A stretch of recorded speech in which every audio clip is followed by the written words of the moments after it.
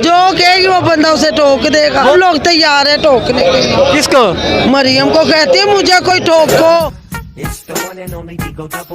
ये कहती है मुझे टोको, तो इसका कितनी बड़ी बुरी बात है कि औरत होकर ये लफ्ज कह रही है। नवाज ने पिछले दिन जलसों में क्या ठोकने का, वो किसे कह रही ठोकने का? ये ना ये जो सी औरतों की लैंग्वेज है ना, ये मरियम दुरुस्त करे।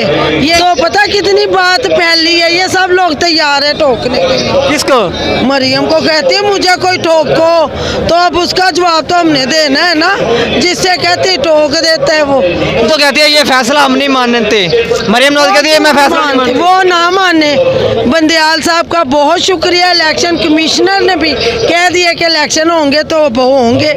हमने तो कहा हो इलेक्शन, ये डरे हुए हैं। ये तो ऐसे बोलते हैं जैसे इनकी ना बिल्ली भाग गई है। वो शहबाज शरीफ को मैंने देखा, वो ये नहीं